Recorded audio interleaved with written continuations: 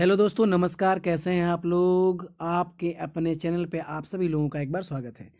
दोस्तों, video start करने से पहले आपसे एक रिक्वेस्ट करते हैं, वीडियो को पूरा देख लिया करिए, ठीक है। हो सकता है कोई ऐसा प्रश्न हो जो आप छूट गया हो, ठीक है, और मिस्टेक कर दे परीक्षाओं में, तो ऐसा नहीं करना है। पूरा वीडियो को आप ज़रूर देखें।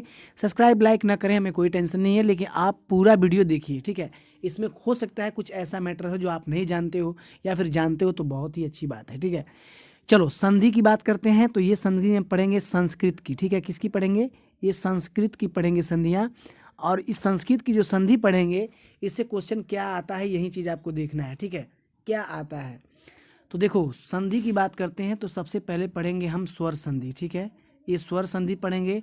और स्वर में आप जानते हो कि सबसे पहले दीर्घ आता है, ठीक है, आता है, दीर्घ आता है। तो दीर्घ को ही पढ़ेंगे। दीर्घ संधि को पढ़ेंगे और संधि का सूत्र पढ़ेंगे, ठीक है। क्योंकि हमने सूत्र को ही हाईलाइटेड किया है कि सूत्र बहुत से बच्चे देखकर एग्जाम में गलत कर देते हैं। तो ऐसा नहीं करना है आपको, ठीक है। आपको सूत्र याद करना है, ठीक है। सूत्र आपको याद करना है। सूत्र क्या होता है, किस संधि में क्या सूत्र है, किस संधि में क्या सूत्र है, यही आपको देखना है, ठीक है। यही आपको देखना है। तो चलो, दीर्घ संधि। दीर्घ संधि, दीर्घ का मीत होता है बड़ा, ठीक है। बड़ा जैसे लिखा हुआ है, एक उदाहरण बता देते हैं। विद्यालय, ठीक है। विद्यालय, तो विद्यालय में ये जो बीच में बड़ी मात्रा है, ठीक है। विद्यालय में क्या है, बड़ी मात्रा है। तो कैसे संधि बनेगी? विद्या प्लस आलय, विद्या प्लस आलय, ठीक है, विद्यालय। तो हमको वो चर्चा नहीं करना, हमको सूत्रों की चर्चा करना है। तो देखिए, लास्ट में आपको क्या दिया है, दीर्घ दिया है ना। दीर्घ संधि अकः सर्वेण दीर्घ, अकः सर्वेण दीर्घ। तो इसमें लास्ट में आपको दीर्घ दिया है, तो इस तरह आप पकड़ सकते हो कि हाँ, दीर्घ संधि का सूत्र है, ठीक। आगे आ जाओ।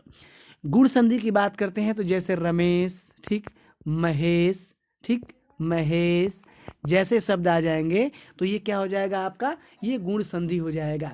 तो गुण संधि की अगर बात कर लेते हैं तो इस सूत्र को कैसे पहचानेंगे भैया? तो सिंपल है, ये भी लास्ट में आपको दिया है गुण, ठीक है। आपको दिया है लास्ट में गुण। तो आदि गुण संधि, ठीक है, आदि गुण संधि, मतलब कि गुण संधि को आदि गुण सूत्र होता है। ये आप नोट कर लेंगे, कोई दिक्कत आपको नहीं होगा। आ जाओ वृद्धि संधि में, आ जाओ वृद्धि संधि में चर्चा करते हैं। वृद्धि संधि में चर्चा कर लेते हैं। वृद्धि संधि, ठीक है। तो इसका सूत्र होता है वृद्धरेचीय, ठीक है। क्या होता है? वृद्धरेची। अब वृद्धरेची में क्या करना है भैया? जैसा ये वृद्धि है वैसा ये वृद्धि है, तो ये भी पकड़ लेंगे। यहाँ तक तो आपको कोई दिक्कत नहीं होगी। अभी एक संधि तक आपको दिक्कत नहीं होगी। आगे आ जाओ, ये भी सूत्र आप पकड़ लोगे। यण संधि की बात कर लेते हैं। तो यण संधि जो होता है, ठीक है, यण संधि में य व र ल जो बनता है, ठीक है, ऐसे शब्दों में संधि बनती है। लेकिन आपको करना कैसे है, कैसे पकड़ेंगे? तो ये लिखा है यण और ये भी लिखा है क्या, यण, तो कहीं नहीं पकड़ेंगे, बताइए। ये भी पकड़ जाएगा। सूत्र कितना सिंपल है, शब्दों में ही आपका छुपा हुआ है सूत्र ना।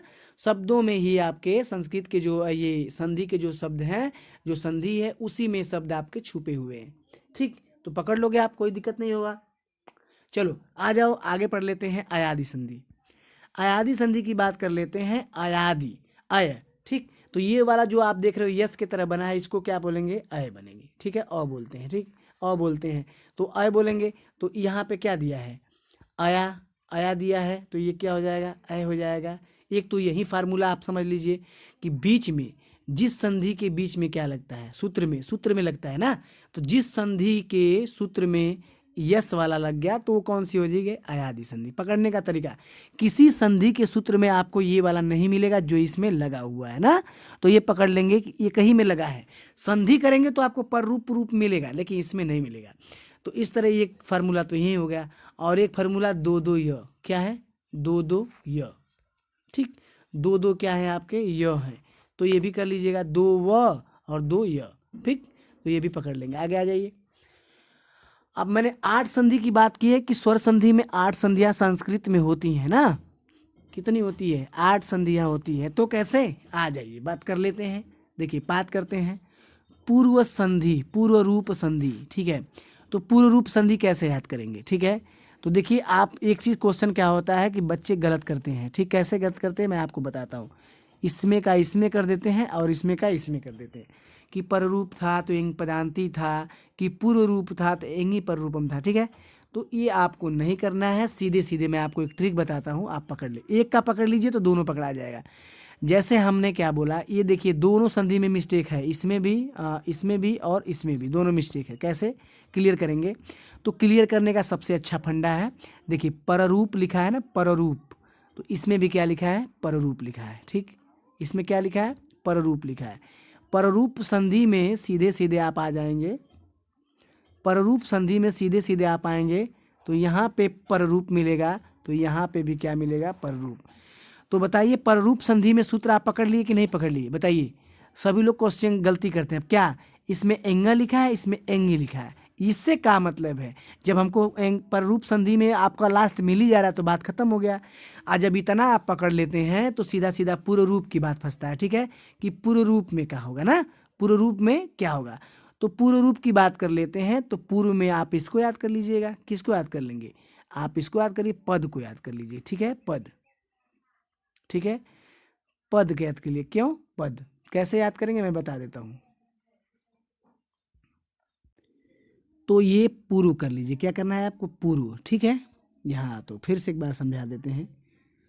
पूर्व में क्या होता है? पूर्व में आपका पद होता है। ठीक है, सबसे पहले आप जब उठते हैं सुबह सुबह, ठीक है, अपने पैर को क्या करते हैं? सबसे पहले, यानी पूर्व में सबसे पहले अपने पैर को ही तो आगे करते हैं, तभी तो चलते हैं आप।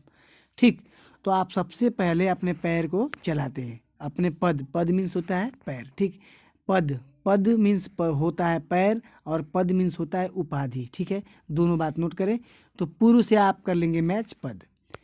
और ये जो प्रकृति भाव संधि है, तो प्रकृति भाव संधि सबसे सिंपल है। ठीक है, इसका सूत्र है जो प्रकृति भाव संधि का सूत्र जो है प्लुत प्रगृहा असी नित्यंत। ठीक है, तो ये भी प्रकृति दिया है, ये भी प्लुत दिया है। ठीक है, प्लुत दिया है, प्रकृति दिया है।